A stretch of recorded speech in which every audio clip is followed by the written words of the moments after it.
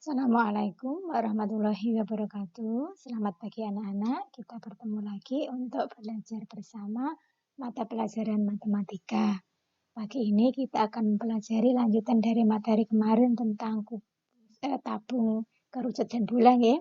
Pagi ini kita akan mulai membahas tentang luas permukaan tabung dan kerucut. Sudah siap? Alat tulisnya sudah disiapkan? Oke, kalau sudah, nanti kalau ada yang perlu ditulis, silakan ditulis. Tujuan pembelajaran kita kali ini adalah setelah nanti kalian mempelajari materi luas permukaan tabung dan kerucut, kalian diharapkan bisa menemukan rumus luas permukaan tabung, menentukan luas permukaan, menemukan rumus luas permukaan kerucut, dan menghitung, kemudian menyelesaikan permasalahan tentang luas permukaan tabung dan kerucut. Itu tujuan kita pagi ini. Untuk membahas luas permukaan tabung, kita mengingat kembali jaring-jaring tabung yang sudah kita pelajari kemarin. Misalnya kalau ada tabung tingginya T, panjang jari alas-alasnya R, kemudian diiris menurut lingkaran alas dan tingginya tabung. Kemudian dibentangkan, maka diperoleh jaring-jaring tabung seperti ini. Selimutnya berupa persegi panjang, kemudian lingkaran atas dan lingkaran alas. Nah, untuk persegi panjang ini, tingginya itu kan sama lebarnya persegi panjang itu sama dengan tingginya tabung. Kemudian panjangnya persegi panjang itu sama dengan keliling lingkaran alas. Nah, keliling lingkaran alas tabung rumusnya 2πr. Kita peroleh ini jaring-jaring tabung, di mana selimutnya itu berupa persegi panjang, panjangnya 2πr, lebarnya tinggi tabung, dan 2 buah lingkaran yang kongruen. Kemudian dari jaring-jaring tadi kita mendapatkan luas selimut tabung kan panjang dikalikan lebar. Panjangnya 2πr, lebarnya T. Berarti kalau dikalikan 2πrt. Itu rumus luas selimut tabung. Kemudian untuk menghitung luas permukaan tabung, berarti kan kita menghitung luasnya jaring-jaring tadi. Luas jaring-jaring tabung terdiri dari luas lingkaran alas, luas lingkaran atas ditambah luasnya selimut tabung. Luas lingkaran rumusnya apa? PR kuadrat. Lingkaran atas juga PR kuadrat. Luas selimutnya yang tadi sudah kita temukan ini 2πrt. Ini PR kuadrat ditambah PR kuadrat kan 2PR kuadrat ditambah 2πrt. Di rumus ini 2PR kuadrat ditambah 2πrt itu adalah rumus luas permukaan tabung. Tapi boleh juga ini rumusnya ditulis dalam bentuk lain. Ini punya 2πr, ini juga punya 2πr. 2πr-nya dikeluarkan sehingga dikalikan R ditambah T. Jadi kita punya rumus luas permukaan tabung 2πr kalikan R ditambah T. Kemudian kadang-kadang kita disuruh menghitung luas tabung tanpa tutup. Kalau luas tabung tanpa tutup artinya kita hanya menghitung luas lingkaran alas ditambah luas selimut tabung. Berarti hanya PR kuadrat ditambah 2πrt. Boleh ditulis dalam bentuk lain. Ini PR, punya PR ya, yang di belakang juga punya PR, berarti PR dikalikan R ditambah 2P. Jadi dari jaring-jaring tabung tadi kita mendapatkan 3 buah rumus. Yang pertama, luas selimut tabung itu 2πrt, luas permukaan tabung 2πr kalikan R ditambah T, luas tabung tanpa tutup PR kalikan R ditambah 2T. Itu rumusnya. Kalau bisa dihafal ya dihafal. Kalau tidak ya tadi luas lingkaran tambah luas selimut. Bisa mencari sendiri. Udah ya. Sekarang contoh soalnya misalnya diketahui tabung luas alasnya 76, luas selimutnya 100. Berapakah luas permukaannya? Kita ingat tadi luas permukaan tabung itu luas selimut ditambah luas lingkaran alas ditambah luas lingkaran atas atau luas tutup.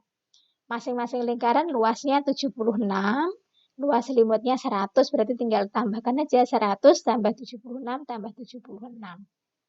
252 satuannya cm persegi. Contoh yang lain, Panjang jari-jari alas tabung 7 cm, tingginya 10 cm. Kita disuruh menentukan panjang selimut, luas selimut tabung, dan luas permukaan tabung. Tadi panjang selimut tabung itu sama dengan keliling lingkaran alas, berarti 2 pi r. Ini hanya panjang saja loh ya. 2 pi r berarti 2 kali pi-nya 22/7. Mengapa dipilih 22/7? Karena ini jari-jarinya 7. Berarti kalau jari-jari atau diameternya itu kelipatan 7, kita pakai pi-nya 22/7. Tapi kalau R atau diameternya bukan kelipatan 7, kita pakai pi-nya 3,14. Gitu ya. Ini 22/7 kalikan 7. 7 dengan 7 kan bisa dicoret. Berarti tinggal kalian kalikan. 2 dikalikan 22, 44 cm. Kalau ditanyakan luas selimut tabung, ya berarti tinggal 2 pi RT. 2 pi R tadi sudah ketemu 44, T-nya 10. Kamu kalikan 440, satuannya cm persegi. Kalau yang ditanyakan luas permukaan tabung, rumusnya apa tadi? 2 pi R kalikan R ditambah T. 2 pi R-nya tadi sudah dihitung di sini, 44. R-nya 7, T-nya 10, berarti 44 kali 17, 748 cm persegi. Contohnya ya. Di rumusnya bisa dihafal. Lah kalau masalah hitungan itu kan masalah kecermatan kalian dalam menghitung. Contoh yang lain lagi, misalnya diketahui gambar tabung seperti ini. Berarti seperti ini jari-jarinya 3 cm, tingginya 7 cm. Yang ditanyakan luas permukaan. Kita pakai rumusnya luas permukaan 2 pi R kalikan R tambah T. 2 pi, R-nya 3, ini 3 tambah 7. Lah kadang-kadang dalam soal itu kita tidak usah mengganti pi dengan 22/7 atau 3,14, tapi tetap ditulis pi. Kadang-kadang ada soal seperti itu. Berarti ini pi-nya tetap pi saja nggih. 2 pi kalikan 3 kalikan 10, berarti 60 pi. Maka luas permukaan tabung pada gambar di sini adalah 60 pi cm persegi. Itu untuk luas permukaan tabung. Contoh yang lain lagi, ada tabung seperti ini, diketahui luasnya dan tingginya. Kita disuruh menghitung panjang jari-jarinya. Di sini sudah disertakan pi-nya 22/7, berarti kita pakai untuk mencari panjang jari-jari, karena yang diketahui luas, ya kita pakai rumus luas. Luas permukaan tabung 2 pi R kalikan R tambah T. Ini diganti, luas permukaan tabungnya 528, pi-nya 22/7, kalikan R ditambah 8. 2 kali 22/7 itu 44/7. Kalikan R tambah 8. Nah ini bisa dibagi 44/7. 528 dibagi 44/7. Ketemunya 84. Bisa ya menghitung ya? Sama dengan R kalikan R plus 8. Ini kita ke rumus persamaan kuadrat. Masih ingat? R kalikan R kuadrat, R kalikan 8, 8R, ini 84, bisa diubah. R kuadrat ditambah 8R dikurangi 84 sama dengan 0. Kita selesaikan pakai pemfaktoran. Masih ingat? Kalau lupa nanti catatannya dilihat lagi ya semester 1 kemarin. Kita cari dua buah bilangan yang hasil kalinya negatif 84.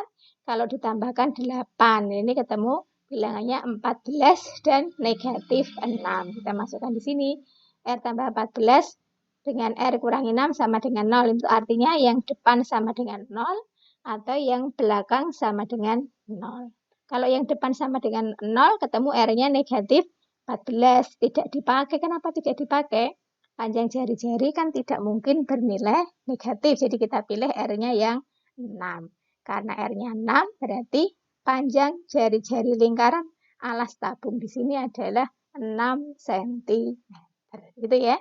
Jadi tidak usah mencari rumusnya jari-jari apa ya. Tidak, tapi kita pakai rumus luas permukaan karena di sini sudah diketahui. Sudah bisa? Sudah jelas? Nanti dibaca lagi ya. Nah, sekarang kita lanjutkan ke luas permukaan kerucut. Sama seperti tadi, untuk menentukan luas permukaan kerucut, kita ingat jaring-jaring kerucut. Jadi kalau kerucut ini diiris menurut panjang garis pelukis sama lingkaran alas, kemudian dibentangkan, diperoleh ini jaring-jaring kerucut. Itu selimutnya berupa juring lingkaran, kemudian lingkaran alas yang berjari-jari R. Nah, kita lihat ini. Kalau selimut kerucut ini dibuka bentuknya jaring-jaring, berarti kan panjang busur yang ada di sini itu sama dengan keliling lingkaran alas, berarti sama dengan 2πr. Kemudian ini jari-jari lingkaran pada selimut itu sama dengan panjangnya garis pelukis. Jadi di sini S garis pelukis ini menjadi jari-jari lingkaran alas yang di sini. Kalau bingung, ini juringnya itu kalau dilanjutkan bentuknya lingkaran seperti ini. Lah juringnya hanya sebagian kecil ini. Jari-jarinya S, panjang busurnya 2πr. Kalau kita mau mencari luasnya ini, berarti kita membandingkan luas juring dibandingkan dengan luas lingkaran. Kemudian panjang busur ini dibandingkan dengan keliling lingkaran. Nah, kita dapatkan bentuk perbandingan seperti ini. Luas juring itu berarti luas selimut kerucut dibagi luas lingkaran sama dengan panjang busur dibagi keliling lingkaran. Luas selimutnya dicari, luas lingkarannya karena berjari-jari S berarti pi S kuadrat. Panjang busurnya 2πr, keliling lingkarannya 2πs. Berarti kalau mencari luas selimut sama dengan pi S kuadrat ini dikalikan 2πr dibagi 2πs. Ini punya 2pi, ini punya 2pi. Saya coret ya. Kemudian ini S kuadrat, ini S dicoret tinggal 1S. Berarti ps dikalikan R atau PRS. Berarti luas selimut kerucut itu sama dengan PRS. Terus untuk mencari luas permukaan kerucut sama dengan luas lingkaran alas ditambah luas selimut. Luas lingkaran alas itu PR kuadrat, luas selimutnya PRS. Ini punya PR, ini punya PR, berarti bisa dikeluarkan PR kalikan R ditambah S. Ini luas permukaan kerucut. Berarti untuk kerucut kita punya dua rumus. Luas selimut kerucut PRS, luas permukaan atau luas sisi kerucut itu PR kalikan R ditambah S. Gitu ya, nanti bisa ditulis dan dihafal. Contoh soalnya, misalnya diketahui ini tinggi sebuah kerucut adalah 4, jari-jari alasnya 3. Ditanyakan panjang garis pelukis, luas selimut, sama luas permukaannya. Kalau mencari panjang garis pelukis, kita ingat pertemuan kemarin ya.